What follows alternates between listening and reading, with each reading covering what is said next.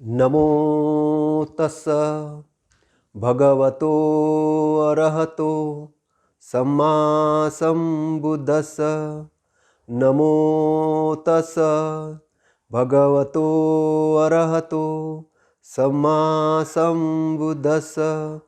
नमो तस्स भगवतो अरहतो सम्मा सम्बुद्धस्स।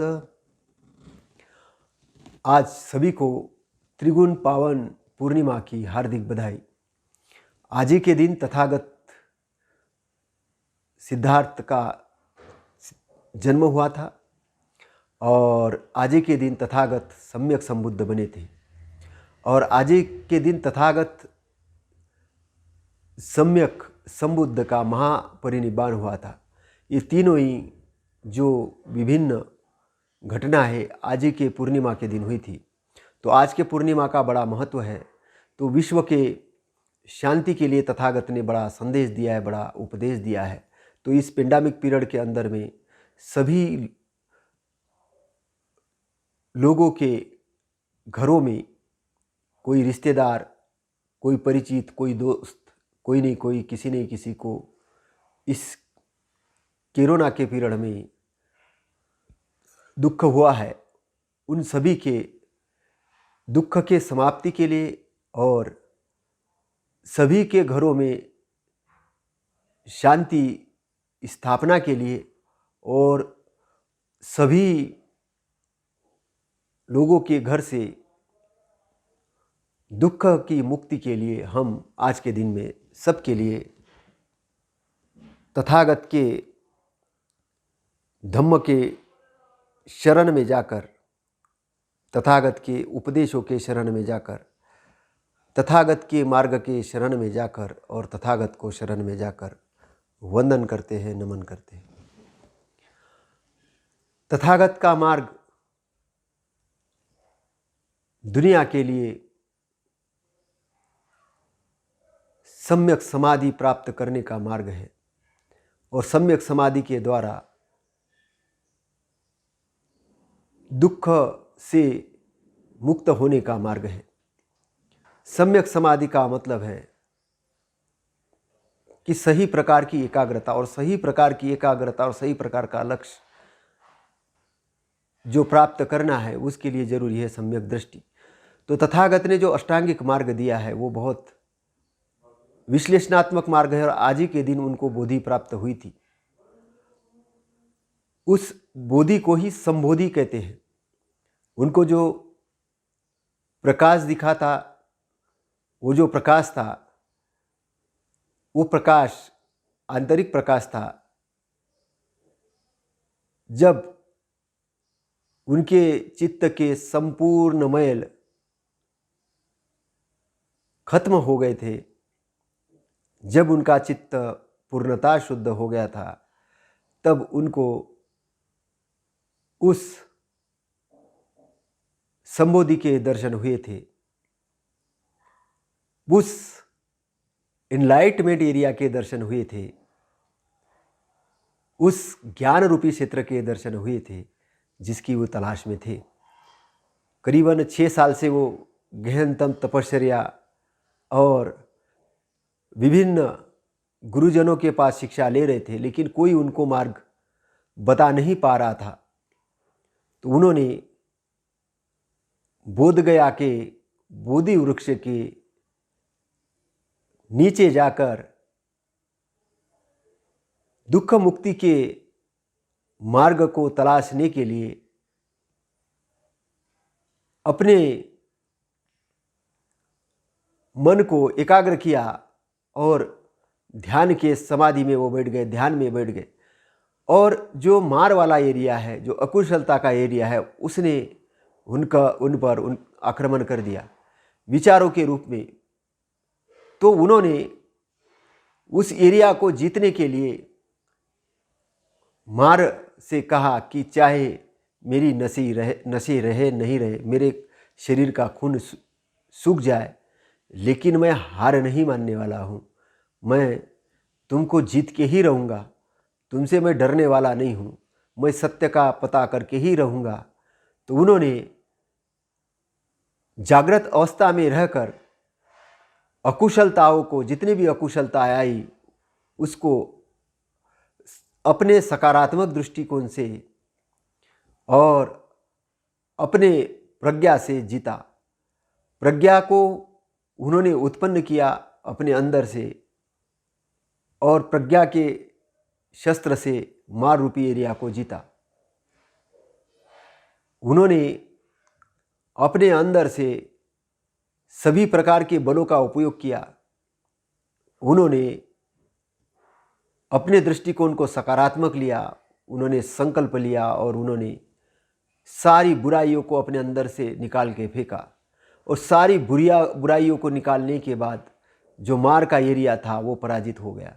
मार का क्षेत्र यानी अकुशलता का क्षेत्र।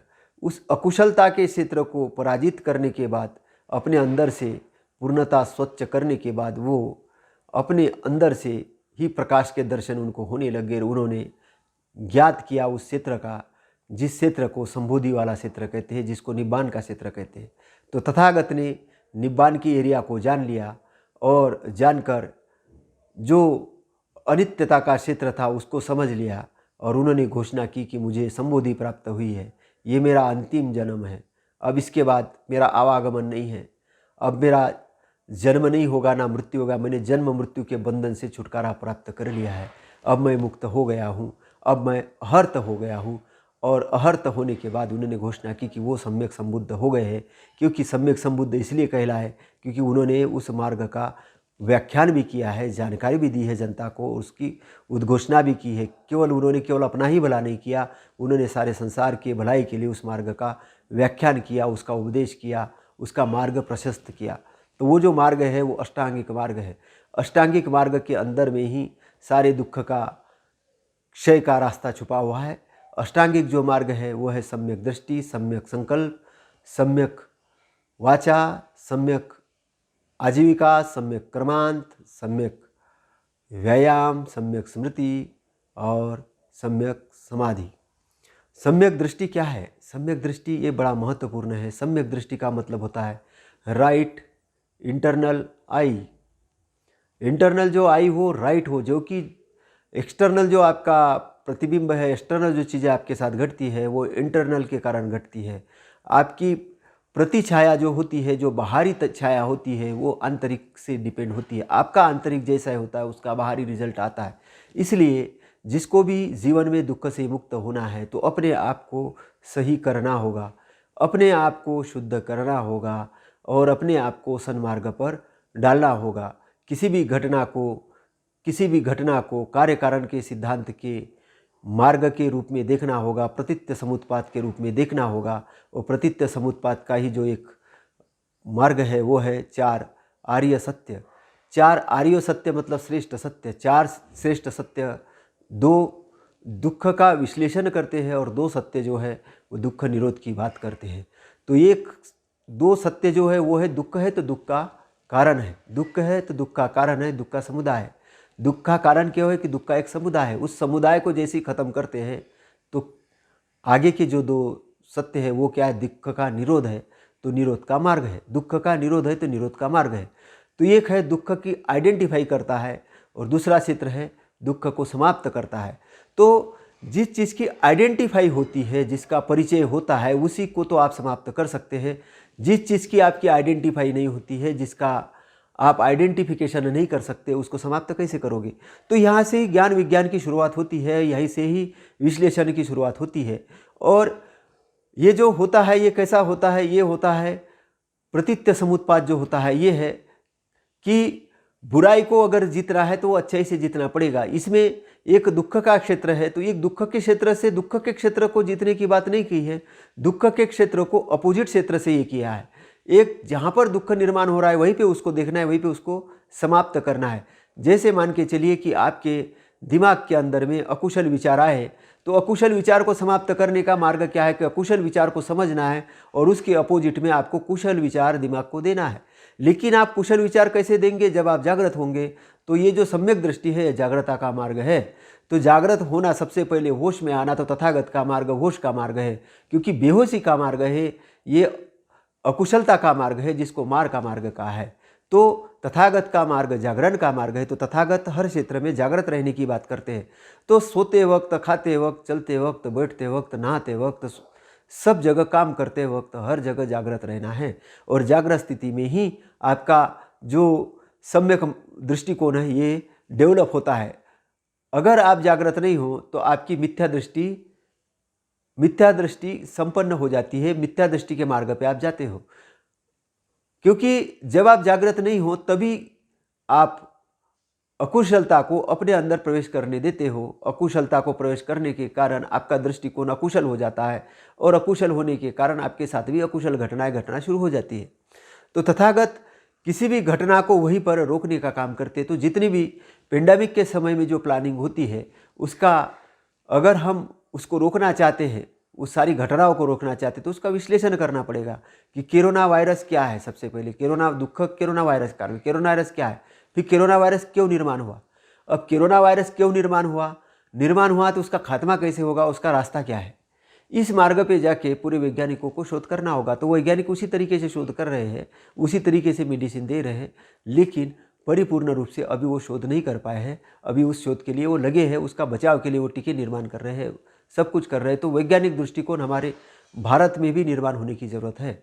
तो सम्यक दृष्टि का मतलब है कि मिथ्या दृष्टि को नहीं मानना, किसी भी घटना का कारण होता है ये मानना, और सारी मिथ्या दृष्टि को दिमाग से हटा देना, सम्यक दृष्टि का निर्माण करना, सकारात्मक दृष्टि का निर्माण करना। क्योंकि सकारात्मक दृष्टिकोण जब आप निर्माण करते हैं तब सम्यक दृष्टि आपके अंदर संपन्न होती है, वो बढ़ती है, उसकी वृद्धि होती है। जब आपकी सम्यक दृष्टि निर्माण होती है तब आपके संकल्प कैसे करने हैं, फिर आपको सम्यक संकल्प करने हैं। संकल्प कैसे करेंगे कि आप कोई भी चीज़ को अगर करना चाहते हो उसका संकल्प करते हो कि मुझे ये तो करना ही करना है। जब आपको पता चला कि ये चीज़ सही है, ये करना जरूरी है, तो आपने संकल्प लेना है कि मुझे ये करना है। तो तथागत जो संकल्प दिलवाते थे वो है कि जो नहीं करना है उसके बारे में भी संकल्प दिलवाते थे। मुझे गलत नहीं करना है, गलत मार्ग पे नहीं जाना है, मुझे द्रोह नहीं करना है, किसी के साथ में गलत व्यवहार नहीं करना है। तो एक अच्छा संकल्प लेना है। तो इसका मतलब है कि अच्छे संकल्प लेना, मुझे अच्छा व्यवहार करना है, अच्छा सोचना है, मैत्रीपूर्वक रहना है, अपने आप को विकसित करना है, अपने आप को ढालना है, अपने परिवार का भरण पोषण अच्छे से करना है, सारी चीज़ का। तो एक अच्छा संकल्प लेना है। अच्छा संकल्प लेने के बाद फिर तीसरी चीज़ आती है, इसकी है सम्यक वाणी का मतलब क्या है, सारी की सारी चीज़ जो आप बोलते हो आपके ब्रेन के अंदर में स्टोर होती है और उसके हिसाब से ही आपकी बॉडी एक्शन करती है। इसलिए वाणी बहुत ज़रूरी है। आपको उद्देश्यपूर्वक बात करनी चाहिए, फालतू की बातें नहीं करनी चाहिए, बेमतलब की बात नहीं करनी चाहिए, निरुद्देश्यपूर्वक बात नहीं करनी चाहिए, किसी के बारे में निंदा करते हुए नहीं बैठना चाहिए। आपकी बातें उद्देश्यपूर्वक हो, काम की हो, किसी उद्देश्य के लिए कही गई हो, और वाणी हो सम्यक हो, मधुर हो, लोगों के दिल में मैत्री निर्माण करने वाली हो, और लोगों के लिए अच्छे मार्ग प्रशस्त करने वाली हो, उनके लिए प्रकाश निर्माण करने वाली हो, अंधेरे का खात्मा करने वाली हो। तो एक अच्छी वाणी हो। तो सम्यक वाणी के बाद में आते हैं सम्यक कर्मांत। कर्मांत कैसे हो कि प्राणी मात्र के लिए हमारे कर्मांत अच्छे हो। हमारे कर्मांत अच्छे हो, सारे कर्म हम करें मन से, वाचा से, शरीर से, हमारे कर्म बहुत अच्छे हो, तो हमको सम्यक कर्मांत करने की ज़रूरत है। मन से हमको अच्छा सोचना है, वाणी से हमको अच्छा बोलना है, और शरीर से हमको कुशल कार्य करना है। तो शरीर से किसी भी प्रकार के गलत कार्य नहीं करना है, मन से किसी भी प्रकार से गलत नहीं सोचना है, लोगों के बारे में गलत नहीं सोचना है, गलत धारणाएं नहीं रखनी है, अच्छा सोचना है। गलत लोगों के बारे में भी ये सोचना है कि इसकी गलती से ये दूर हो जाए, अच्छाई के मार्ग पे आ जाए, और आपको सुसंगति पे आने की ज़रूरत है। इसलिए तो सम्यक कर्मांत के बाद में आता है सम्यक आजीविका। आपकी आजीविका ऐसी हो कि आपकी आजीविका ऐसी नहीं हो कि आपने प्राणी मात्र के हत्या वाली आजीविका आपने अपनाई, आपने ड्रग्स जो शराब, गांजा, भांग की आजीविका अपनाई, आपने चोरी की आजीविका अपनाई, आपने आतंकवादी घटनाओं में सम्मिलित होने वाली आजीविका अपनाई। वो आजीविका छोड़ना है। सम्यक आजीविका का मतलब है जन कल्याण वाली आजीविका, लोगों का जिसमें कल्याण होता है, उसमें लोगों का भी फायदा होता है, आपका भी फायदा होता है।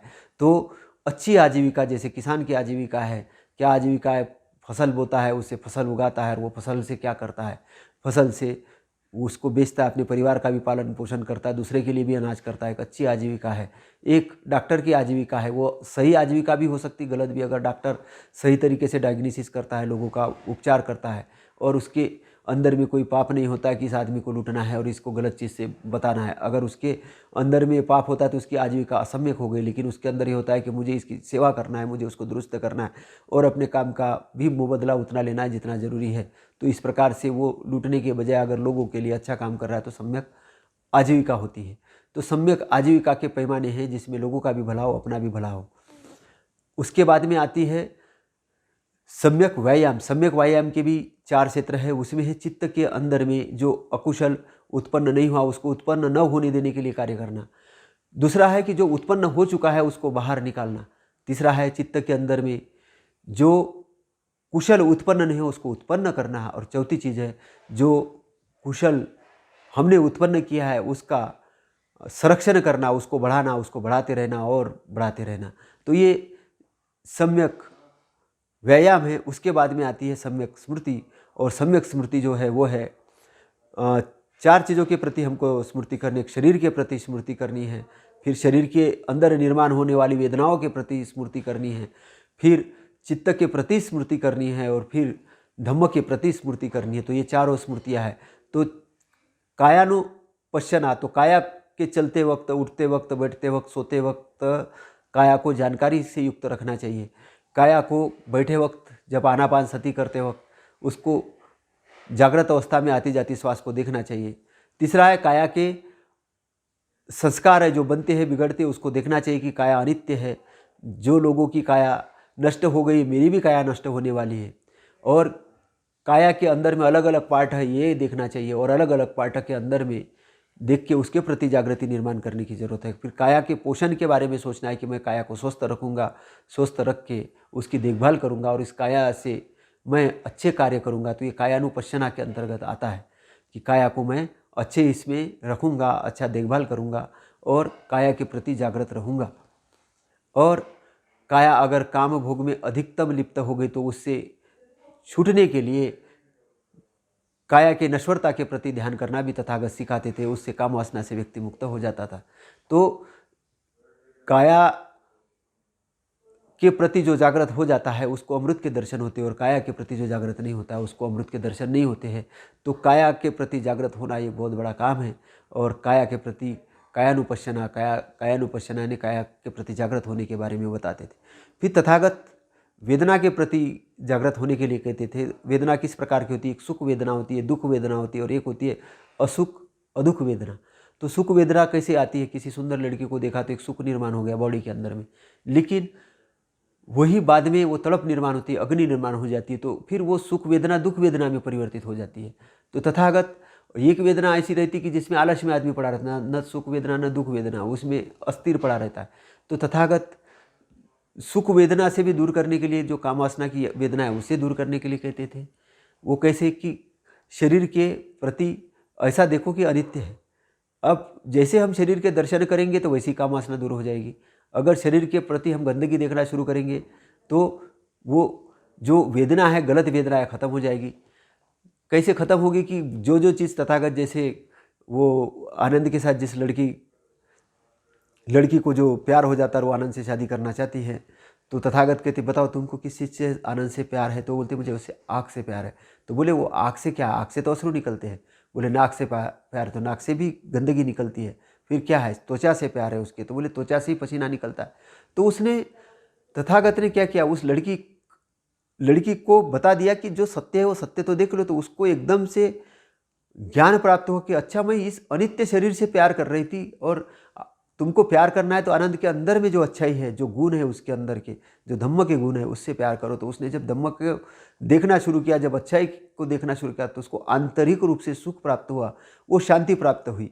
तो जैसे अग्नि वाला क्षेत्र खत्म हो जाता तो सुख वाला, तो जो सुख और दुख से रहित वाला जो शांति वाला एरिया है वो जो है उस एरिया तक पहुंचना है। तो वो वेदना को पार करने के बाद ही आप उस पर पहुंचोगे। इसलिए तथागत उस एरिया तक पहुंचने के लिए वो वेदनानुपश्यना पर ध्यान करवाते थे।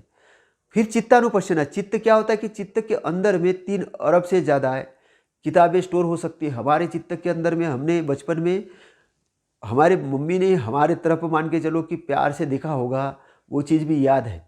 हमारे मम्मी ने हमारे लिए अगर कोई अच्छी जलेबी लाई होगी, हमने खाई होगी, वो भी याद है। आम लाया होगा, खाया होगा।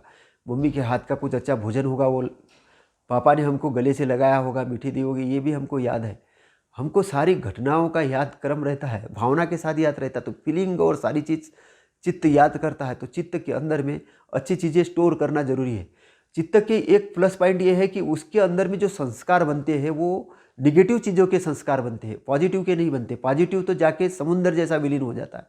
पॉजिटिव का क्षेत्र, क्योंकि आपका अपना आंतरिक क्षेत्र है, सकारात्मक क्षेत्र है, तो सकारात्मक चीज़ों की कोई गांठ नहीं बनती है, लेकिन नकारात्मकता की गांठ बनती है। आपने किसी को अगर गाली दी या कुछ गलत व्यवहार किया तो आपको एकदम से सरदर्द होना चालू हो जाएगा, आपका चित्त विक्षिप्तता लगेगा। लेकिन आपने किसी से बहुत अच्छा व्यवहार किया, बहुत अच्छे कार्य किए और बहुत ज़्यादा किया, तो आपका वो सरदर्द होने लग गया था, वो सरदर्द भी बंद हो जाएगा, क्योंकि आपको मैत्री आना चालू हो जाएगा। अरे यार, आपने गलत किया था, उससे आप माफ़ी मांग लोगे या उसके प्रति अच्छा सोचने लग जाओगे कि यार मैंने गलत किया। तो आपका जो अच्छाई का एरिया है, सकारात्मकता का एरिया, उससे गांठें नहीं बनती, उससे संस्कार नहीं बनते। तो सत्य के मार्ग पे जाके जितने भी अच्छे काम करना है, जितने भी अच्छे काम करना है, जितने भी ज़्यादा अच्छे काम करना है, उसके लिए तत्पर रहना है। किसी को दान देना है अच्छी चीज़ के लिए, आपको अच्छे काम करना है, अच्छा लिखान करना है, ऑफिस में अच्छा काम करना है, अच्छी तरीके से धन संपत्ति करना है, उसका दान देना है, अपने परिवार का पालन पोषण करना है, सबसे अच्छा व्यवहार करना है, जितनी भी अच्छी चीज़ें, अच्छा सोचना है, जितने ज़्यादा परसेंटेज में आप सोच सकते हैं, जितने ज़्यादा पैमाने पर आप सोच सकते हैं, वो आपको सोचना चाहिए। तो अच्छे ही का सोचेंगे तो वैसे वैसे आपका चित्त शुद्ध होगा और चित्त संस्कार रहित होगा। और जैसे चित्त मैल रहित हो जाएगा, चित्त मैल रहित हो जाएगा, तो आपको तथागत के मार्ग के दर्शन होना शुरू हो जाएंगे। और फिर है धम्मानुपश्यना। धम्मानुपश्यना के अंतर्गत में जो है धम्म के प्रति जागृत होना। तो तथागत का धम्म जो है महासमुंदर से भी बड़ा है। महासमुंदर, उसके अंदर में हीरे जवाहरात और बहुत बड़े बड़े मानिक छुपे हुए, और उसके अंदर में तथागत ने जो बताया वो है 37 बोधि पक्षीय धम्म। 37 बोधि पक्षीय धम्म, इस धम्म का मार्ग के बहुत महत्वपूर्ण क्षेत्र है। उसके अंतर्गत में 37 बोधि पक्षीय धम्म अगर आप देखते हैं तो आपको समझ में आ जाएगा। उसके कुछ संक्षेप में मैं बता देता हूँ। 37 बोधि पक्षीय धम्म के अंतर्गत में आर्य अष्टांगिक मार्ग आता है, फिर 7 संबोधि अंग आते हैं, तो उसके बाद 4 सम्यक प्रधान आते हैं, फिर 4 रुद्धिपात आते हैं, फिर 5 बल आते हैं उसके अंतर्गत में, और 5 इंद्रिय आते हैं। तो इस प्रकार से ये 37 बोधि पक्षीय धम्म बनते हैं। और 37 बोधि पक्षीय को धम्म को अगर आप समझते हैं तो आप तथागत के धम्म को बहुत अच्छे तरह से अंडरस्टैंडिंग करते हैं। फिर भी आपको ये रह सकता है कि ये तथागत ने मार्ग दिया वो सही है क्या नहीं, संशय हो सकता है। इसके लिए सम्यक समाधि है। सम्यक समाधि ये भी एक सकारात्मक एरिया है। आपको समाधि के लिए पालथी मारकर बैठ जाना है। पालथी मारकर बैठ के आप आनापान सती के अंदर जाएंगे और सबसे पहले अपने शरीर को शुद्ध कर लेंगे, जागृत कर लेंगे, और जागृत करने के बाद में आप सकारात्मक विचार करेंगे और सकारात्मक लॉजिक देंगे। लॉजिक यानी तर्क देंगे कि हर चीज़ का सॉल्यूशन है और सारी चीज़ अच्छी घट रही है, सब अच्छे घट रहे। तो एक आपके आसपास सकारात्मकता का वातावरण तैयार हो जाएगा, और सकारात्मक वातावरण के अंदर में आपकी जो पोजीशन है वो बहुत हाई लेवल पे होगी। आपका प्रज्ञा उसमें निर्माण होना शुरू हो जाएगी, और उसके कारण से आपके अंदर से नकारात्मक हटेगा, और नकारात्मकता हटने के कारण आपके अंदर केवल विचार रहेंगे। आपके अंदर केवल विचार रहेंगे, उस विचारों का विटनेस बनना है, और इस विटनेस बनने के बाद में उसके बाद में आपको आंतरिक रूप से शांति और आनंद प्राप्त होगा। शांति और आनंद को भी छोड़ के शून्य के एरिया में आना, और फिर शून्य से भी हट के अनिमित्य समाधि के अंदर आना। और अनिमित्य समाधि जो है जिसमें आपका शरीर नहीं, इंद्रिय नहीं, कुछ भी नहीं है, लेकिन आप चेतना के रूप में स्थित हो, वो चेतना के रूप में आप स्थित हो, वो जो आपका अनित्य वाला एरिया, उसके आपके दर्शन उसमें हो सकते हैं। और वही दर्शन जो तथागत को हुए थे, सम्यक संबोधि हुई थी, उसको जैसे आप समझते हैं तो आपका सबसे पहला आपको सत्य के दर्शन होना शुरू होते हैं। और सत्य के दर्शन जैसे आपके होते हैं तो आपका मृत्यु के प्रति डर हट जाता है, आपको एक मार्ग मिलता है और आप तथागत के मार्ग को समझना शुरू करते। तो तथागत का जो विज्ञान है, ज्ञान विज्ञान है, ये बहुत विश्लेषणात्मक है। आप जैसे ही आंतरिक रूप से स्वरूप स्थिति में स्थित होते हो, जैसे कबीर साहब कहते हैं कि आप ही अपना मालिक है, वैसे तथागत भी कहते हैं अत्तदीप भव, आपका दीपक आपके अंदर में है। तो आपको आपके शरण जाना है, अपने शरण जाना है। तो तथागत का परिनिब्बाण इसी दिन हुआ था। परिनिब्बाण होते वक्त उन्होंने कहा था कि मेरे जाने के बाद मेरा जो वारिस है वो मेरा धम्म है। मैंने जो बोधि प्राप्त होने के बाद में 45 साल तक जो व्याख्यान किया है, जो अलग अलग लोगों के लिए, अलग अलग उपासकों के लिए, भिक्षु के लिए जो मार्गदर्शन दिया है, वही मेरा वारिस है। उसको आप संगायन करो और उसको उस मार्ग को समझो, आपका कल्याण होगा। और उस मार्ग के प्रति अगर आपको डिस्प्यूट कहीं हो तो संघ एकत्र आए और एकत्र आए निष्पक्ष तरीके से उस पर डिबेट और डिस्कस करे। क्योंकि मैंने जो भी व्याख्यान नहीं दिया है वो अन्यथा नहीं दिया है, वो कुछ उद्देश्यपूर्वक दिया है और सही तरीके से व्याख्यान किया है और प्रमाणित रूप से किया है, उसका प्रमाण है। वो ऐसा ही नहीं है, यूँ ही नहीं कहा गया, उद्देश्यपूर्वक कही गई बातें हैं। वो बहुजन हित के लिए है, बहुजन सुख के लिए, आदि कल्याण के लिए, मध्य कल्याण के लिए और अंत कल्याण के लिए। एक व्यक्ति के ही लिए नहीं है, उस व्यक्ति के द्वारा जो व्यक्ति अपना कल्याण करेगा और उसके तुरंत के कल्याण के लिए है ही नहीं है, बाद के कल्याण के लिए, शरीर में बुढ़ापे तक के कल्याण के लिए, और शरीर जो छोड़ेगा तो उसके बाद वाले की कल्याण के लिए भी है, मतलब अंत कल्याण के लिए है। तो ये सर्व रूप से अच्छा पैकेज है। और फिर बहुजन हित के लिए है, क्योंकि जो एक व्यक्ति अच्छा होगा तो वही अच्छाई का प्रतिबिंब करेगा। तो आज अच्छे लोगों की ज़रूरत है, अच्छे लोगों की इसलिए ज़रूरत है, अभी ज्ञानवान लोग बहुत है, आपने देखा होगा बहुत सारे लोग विद्वान हो गए, लेकिन अगर उनके पास में धम्म नहीं है, उनके पास मैत्री नहीं है, तो वो क्या करते हैं? आपने देखा होगा क्या करते हैं वो ये करते हैं कि कोरोना के अंदर मरीज एडमिट हुआ तो उसकी ये सोचते कि इसका कितना ज़्यादा बिल निकाले, कितना नकली बिल निकाले। तो 1 लाख का बिल बन रहा है तो उसको कैसे 10 लाख का करे, कैसे 20 लाख का करे। कुछ लोगों ने तो ऐसे पकड़ में आए कि उन्होंने अंगों का व्यापार करना शुरू कर दिया था, कुछ लोगों ने नकली इंजेक्शन बेचना शुरू कर दिए थे, कुछ लोगों ने वो जो बजट था कोरोना के लिए वो बजट ही हड़प लिया, कुछ लोगों ने तो ये अवसर बोला कि हम तो अब लोगों को लूट सकते हैं। तो एक देखिए कि धम्म का मार्ग न होने के कारण वो क्या करने लग गए, वो गलत रास्ते पे जाने लग गए। और गलत रास्ते पे जाकर वो क्या कर रहे, कौन सी संपत्ति इकट्ठी कर रहे, वो भौतिक संपत्ति इकट्ठी कर रहे। लेकिन वो भौतिक संपत्ति कैसे संपत्ति, वो अनित्य संपत्ति है। उनका जब शरीर चला जाएगा तो शरीर चला जाएगा तो भौतिक संपत्ति भी छूट जाएगी। लेकिन वो क्या है, वो अंधे हैं, उनको नहीं समझ में आता है। तो चूंकि वो मार के एरिया में है, अंधे होने के कारण मार के एरिया में है, और मार के गुलाम होने के कारण उनका मन दिग्भ्रमित है। और दिग्भ्रमित मन के लिए अगर वो सही मार्ग पे आ जाए तो अंगुलीमाला जैसा डाकू भी, जो लोगों की हत्या करके उंगलियां अपने गले में डालता था, जैसे एक आम्रपाली जैसी वेश्या, जो वेश्या करके अपना भरण पोषण करती थी और उसको गणिका थी और उसको बड़ा ये था, लेकिन तथागत के धम्म के मार्ग में आके उसने अपना वेश्यागमन का रास्ता छोड़ दिया, अंगुलीमाला ने अपना डाकू का रास्ता छोड़ दिया, और ये लोग बहुत बड़े दानी बने और बाद में बहुत बड़े कल्याणकारी मार्ग के बने।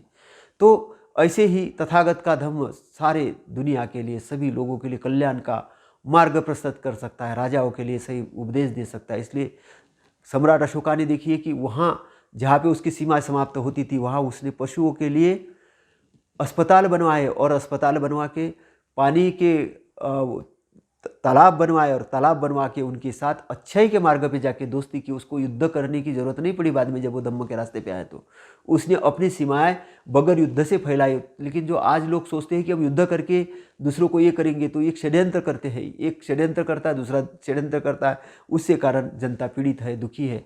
तो धम्म का इसलिए कहा गया कि धम्म का प्रचार करना, धम्म का प्रचार करना, धम्म दान सब दानों से बढ़कर है, धम्म का प्रचार करना सब प्रकार से बढ़कर है। तो धम्म प्रचार के लिए जितने भी सद्गुणी उपासक हैं, सद्गुणी जो अच्छे मार्ग पर, जिन्होंने घर और संसार त्याग कर, जिन्होंने घर त्याग कर जो भिक्षु बने हैं, वो भिक्षु तथागत के उपदेश के अनुसार, तथागत के शरण में जाकर, तथागत के मार्ग को समझकर, तथागत के जो मिशन को पूरा करने के लिए काम करेंगे। और बाबा साहब का हमारे लिए बहुत बड़ा उपकार है कि उन्होंने इस धम्म की हमको 14 अक्टूबर 1956 को नागपुर में दीक्षा देकर सभी भारतवासी जो जितने पीड़ित थे, उत्पीड़ित थे, जो गलत रास्ते पे जाने वाले लोग थे, उनको एक सही रास्ता देने का काम किया, और एक सम्यक दृष्टिकोण निर्माण करने के लिए, इस लोकतंत्र को टिकाने के लिए और सबका कल्याण के लिए, सबके मंगल के लिए उन्होंने एक रास्ता दिया। ऐसे गुणी महागुणी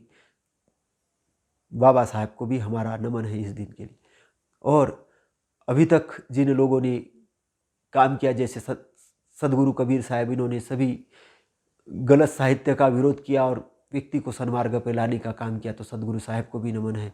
और इस आधुनिक भारत के अंदर में जो ज्योतिबा फुले, माँ सावित्रीबाई फुले ने महिलाओं के लिए पहली पाठशाला खोली, और ज्योतिबा फुले ने सत्यशोधक समाज की स्थापना की, और जो जितना भी भिक्षुगण है, जितने भी सामाजिक कार्यकर्ता गण हैं, जो ट्रस्टी है, जो विभिन्न सामाजिक NGO चलाने वाले लोग हैं, जो इस पेंडेमिक पीरियड के लिए पीरियड में भी जो लोगों का सहयोग कर रहे, जो दान दे रहे, जो अच्छाई के मार्ग पर चल रहे, उनका भी हम धन्यवाद करते हैं। और सबको इस पावन दिन के अवसर पर हम तथागत से ये वंदन करते, नमन करते कि सबके घर में सुख आए, शांति आए और कोरोना का एक स्थायी इलाज लोगों को मिले और इस प्रकार की उनको सद्बुद्धि मिले कि वो इलाज ढूंढ सके, सबका कल्याण कर सके, भारत की इकोनॉमिक वृद्धि हो और सबके घर में शांति आए, शिक्षा का स्तर बढ़े और सबके अंदर स्वास्थ्य बढ़े, सबको अच्छे से रोजगार मिले और सबके घर में सब संपन्नता से रहे, सब आनंद में रहे, सबका मंगल हो, सबका मंगल हो, सब लोग सुखी हो। और सबके मंगल कामना के साथ सबके सुख के लिए वंदन करते हुए नमन करते हैं। भवतु सब मंगलम, भवतु सब मंगलम, भवतु सब मंगलम। नत्थि में शरणं अय्यं बुद्धो में शरणं वरन येतेन सच्चे बच्चे न होतु में जय मंगलम। साधु साधु साधु सचित्त परियोदपनं एतं बुद्धान शासनम। सचित्त परियोदकनं एतन बुद्धान सब पापस्य अकरणम। सभी पापों का न करना, मतलब सब पापस्य अकरणम सचित्त परियोदपनम एतं बुद्धान शासन। बुद्ध का शासन तब आता है जब व्यक्ति सचित्त होता है, उसका चित्त शुद्ध हो जाता है। और चित्त शुद्ध कब होता है? जब वो पापों को करना बंद कर देता है, अच्छाई को करना शुरू कर देता है, बहुत बड़े पैमाने पे करता है, तब बुद्ध का शासन आता है। तो हमको इस धरती पर बुद्ध का शासन स्थापित करना है। बुद्ध का शासन यानी जन कल्याण का शासन, सबके मंगल का शासन, मार्ग के मुक्ति से शासन, सभी के दुख के मुक्ति का शासन, अच्छाई का शासन। और इस धम्म शासन के निर्मिति के लिए हम काम करेंगे। आपका मंगल हो, आपका शुभ मंगल हो। नमो बुद्धाय, नमो धम्माय, नमो संघाय। साधु साधु साधु।